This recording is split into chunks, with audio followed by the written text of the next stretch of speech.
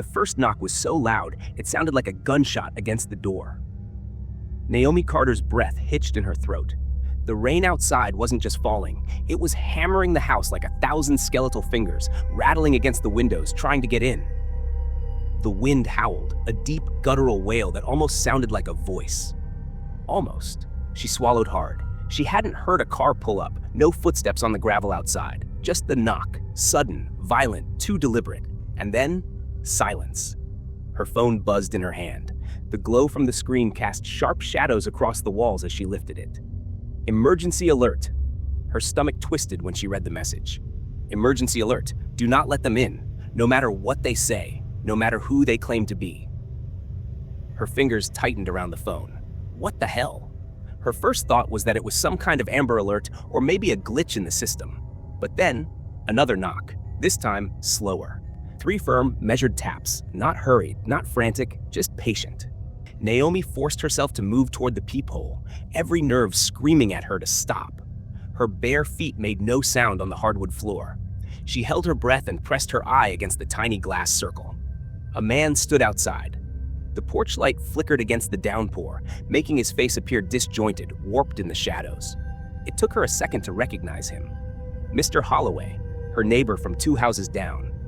An older man, always polite, always offering to bring in her mail when she worked late. But there was something off. His arms hung too still at his sides, not even a twitch from the cold. His clothes were soaked through, but he didn't shiver.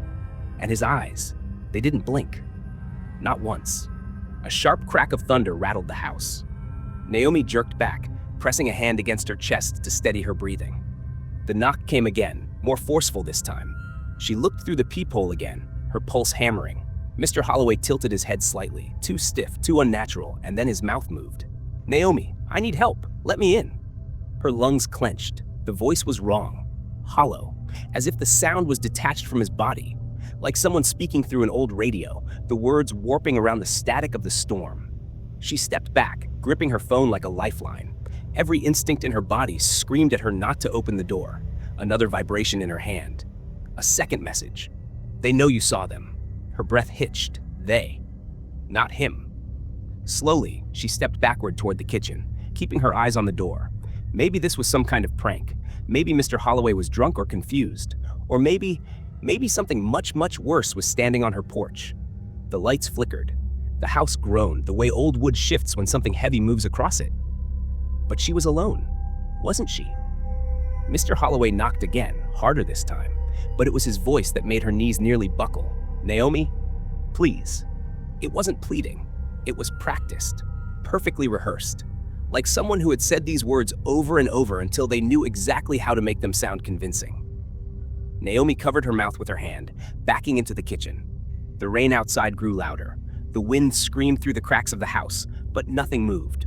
No trees bending, no leaves tumbling across the yard, only the sound. And then, the door handle twitched. Naomi stifled a gasp. She saw the knob twist one way, then the other. Slowly. Testing. Her stomach dropped. The door was unlocked. She lunged forward, grabbing the deadbolt and wrenching it into place. The second it clicked, the knocking stopped. Silence. Her ears rang from the sudden absence of noise. Even the wind had cut out. And then, a slow, scraping sound. Naomi froze. It was coming from the side of the house, right under the window, like nails dragging along the siding. She forced herself to move, step by trembling step, until she reached the edge of the window. Holding her breath, she pulled back the curtain just enough to peek outside. The porch was empty. Mr. Holloway was gone. The rain was still pounding the street, but the sidewalk, the grass, even the driveway in front of her house, completely dry. That didn't make sense. The storm had been raging for hours. There should be puddles, streams of water running down the road. Instead, it looked like it hadn't rained at all. The scraping noise stopped. And then, a whisper, right against the glass. Naomi jumped back, slamming the curtain shut. There was no one there. Her phone buzzed again, the sound too loud, too sharp in the silent house. A third message. They're still outside. She clutched the phone, her hands slick with sweat. Her eyes darted to the door. She couldn't stay here. Couldn't keep standing like a trapped animal in a cage. She moved quickly, shutting off the lights. If she couldn't see out, maybe they, whoever they were, couldn't see in. The wind howled again, but this time it carried something different. A sound hidden beneath it. Laughter, low, hissing, as if the wind itself was mocking her. Naomi's knees went weak. She slid down to the floor, back pressed against the kitchen counter, eyes locked on the doorway. Something was out there, and it wanted to come in. The doorknob twitched again, but this time she wasn't sure it was Mr. Holloway anymore. Naomi didn't move, didn't breathe. Something wasn't right. Her phone was still clutched in her sweaty palm, her fingers trembling over the screen. She forced herself to look down at it, hoping, praying for some kind of explanation. Instead, another alert blinked into existence. They know you saw them. Do not respond. Do not engage. Her throat clenched. They, not him, not Mr. Holloway. The air inside the house felt wrong. Too still, too thick, pressing against her skin like something unseen was watching, something that hadn't been there before. The knocking started again, but it wasn't just knocking anymore. It was pounding, faster, harder. The sound reverberated through the walls, shaking the picture frames, rattling the glass in the windows. Naomi sucked in a sharp breath, stumbling back. And then his voice changed. Naomi? Her stomach turned to ice. The voice on the other side of the door wasn't right anymore. It was too smooth, too practiced, like someone had memorized the way Mr. Holloway spoke but was just slightly off, like a bad recording. You don't want to be alone tonight, do you? Her breath hitched. It wasn't a question, it was a suggestion. Like it already knew what she was thinking. She backed away slowly, gripping the phone so tightly her nails dug into the case. The pounding stopped, silence. But it wasn't comforting. It was the kind of silence that waited, the kind that made the air too thick in her lungs, like the walls were holding their breath along with her. Then, a slow dragging sound. Her stomach curdled. It was coming from the side of the house. Something was moving, not walking, crawling. She heard it against the siding, a scraping, deliberate sound, like nails or fingertips dragging across the wood. The noise slithered from the front door to the window beside the couch. Her instincts screamed at her not to look, but she had to. She inched forward, just enough to pull the curtain aside by a fraction of an inch. There was nothing there. But the scraping didn't stop. Her pulse throbbed in her throat. The rain still lashed against the house, but the sidewalk, the grass, the pavement was bone dry. The wind howled again, and beneath it, whispers. Not one, many, too many, coming from everywhere. Naomi clamped a hand over her mouth. She could feel them. The voices weren't just outside, they were inside. The whispers curled around her ears, so soft she couldn't make out the words, if they even were words. It sounded like something trying to be words, shaping itself into something familiar, something close enough to fool her. Her stomach churned. Then, the TV flickered on. Naomi's head snapped toward it. The screen was nothing but static, a harsh, grating hiss that filled the room like white noise from an old broken radio. But then, it changed. Something blurred through the static. A shape. She squinted, her heart hammering so hard it hurt. A face began to take form. And then, her stomach dropped. The face on the screen was hers. Her own eyes stared back at her, but wrong. The features were there, but something about them was distorted, twisted, as if she was looking at a version of herself that had never learned how to be human. Her reflection on the screen smiled. Naomi didn't. The lights cut out, the whispers stopped, and then the laughter began. The laughter didn't stop. It grew.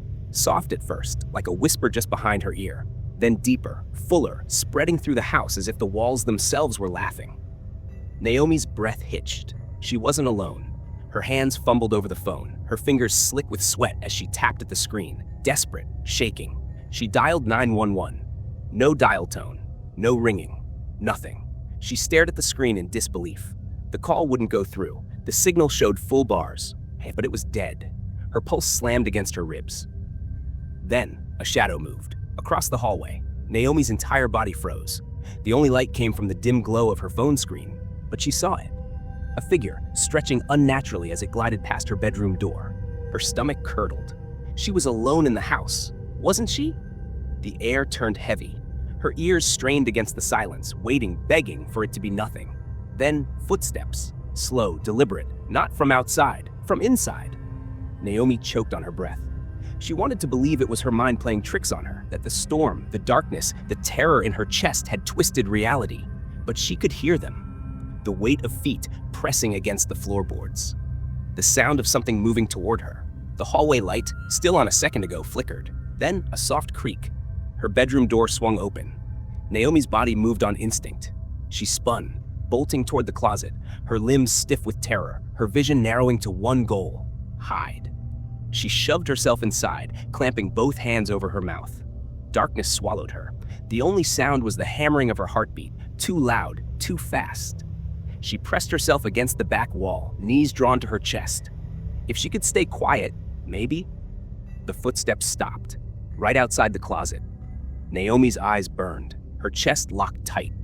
She could see the thin sliver of light from beneath the door, and the shadow that blocked it out.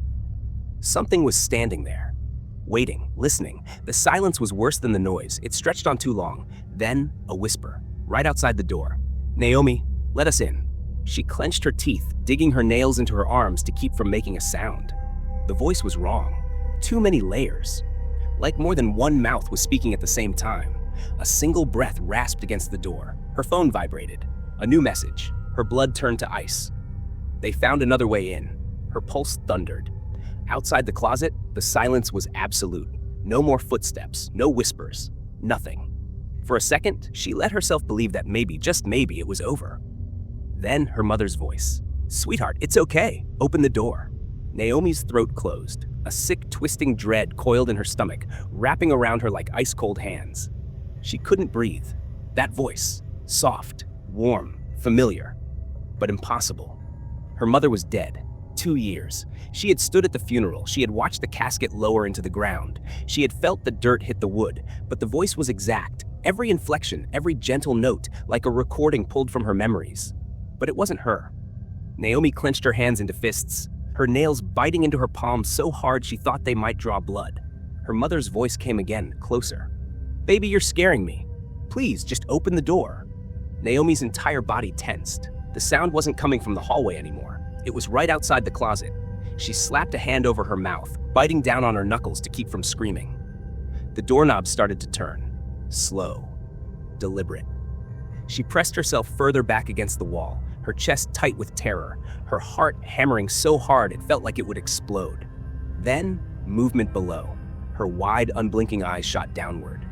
Pale fingers, sliding under the door. Long, thin, wrong. They twitched as if testing the air, reaching. Naomi stopped breathing. Her phone buzzed in her trembling hand. Another message. "They are not human." Her entire body convulsed with fear. She bit down so hard on her knuckles she tasted blood.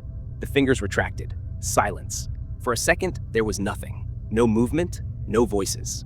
Then, a sharp, piercing screech. The sound shattered the air, rattling her skull, making every nerve in her body scream. The door was yanked open. Naomi didn't see what was standing there. She didn't wait. She ran. Blind terror propelled her forward, her feet slamming against the floor as she burst out of the closet, gasping for air. But the moment she stumbled into the hallway, she froze. Something was wrong. The house wasn't the same. The walls breathed. A slow, rhythmic expansion and contraction, like lungs swelling with air. The hallway stretched. The floor seemed to soften beneath her feet, like she was walking on something that wasn't solid. Her breath hitched. The furniture twisted, melting like wax, their forms dripping and reforming, shifting in ways that defied logic. The air was thick. It buzzed. A strange electric charge crawled across her skin, making every hair on her body stand on end. She didn't understand what was happening. She just knew she had to get out. She bolted toward the front door, her hands slamming against the doorknob, twisting it with frantic desperation. Locked. Her breathing turned ragged. She pulled, she yanked. It wouldn't budge. Then a reflection caught her eye. The window beside the door.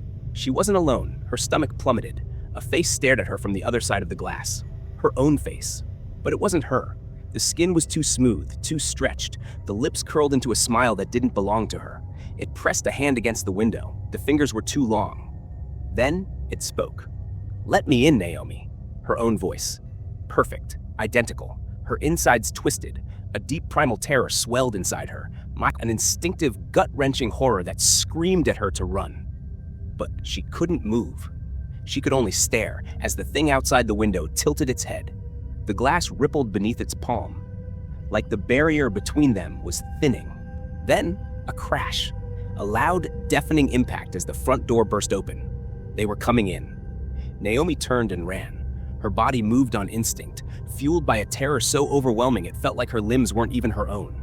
She sprinted up the staircase, taking the steps two at a time, her breath a series of panicked, choked gasps. Behind her, the doorframe groaned, the wood splintering as something forced its way inside. Not something. Some things. She heard shuffling, too many feet moving at once. She didn't dare look back. At the top of the stairs, she veered toward the attic door, nearly slipping as she grabbed the handle and yanked it open. The old wooden ladder creaked under her weight as she pulled herself up, her shaking fingers barely able to grip the sides. The moment she was inside, she kicked the ladder down. The attic was stifling. Hot. The air thick and dusty, clogging her lungs as she stumbled backward, pressing herself against the farthest wall. Below her, the house had gone silent. She squeezed her eyes shut, her chest rising and falling in uneven, shallow breaths. Then her phone buzzed. The screen lit up in the darkness. A new message. You can't run, but you can choose. Her breath hitched. Choose? What the hell did that mean? She clutched the phone, her thumb hovering over the screen, but she didn't respond. She couldn't. Then she heard it, a sound. Not from the house below, from outside the attic. A slow, deliberate scraping. Her stomach clenched. Something was climbing. The wooden beams above her head creaked under an unseen weight, the sound of something pulling itself up the walls. Hand over hand, nails dragging against the siding. She held her breath. Then, silence. Nothing. She stared at the ceiling, her ears straining for any hint of movement. Then her phone lit up again. Not a message, a recording. It was already playing. Her fingers trembled as she lifted it, staring at the screen. She hadn't pressed record, but the audio was playing back. Her own voice filled the attic. Except it wasn't her voice. It was too layered, too distorted. Then it spoke. We're already inside you. A cold breath touched the back of her neck. The breath against her neck was too real, too cold, too deliberate. It seeped into her skin like ice, paralyzing every nerve in her body. We're already inside you. The words still echoed in her skull, slithering through her thoughts like an infection. Her throat tightened as she forced herself to turn, slowly. The attic was dark, suffocating, the dim glow from her phone casting flickering shadows across the warped wooden beams. And then she saw it. A figure, standing inches away. Its form was wrong. Too tall, too thin, too familiar.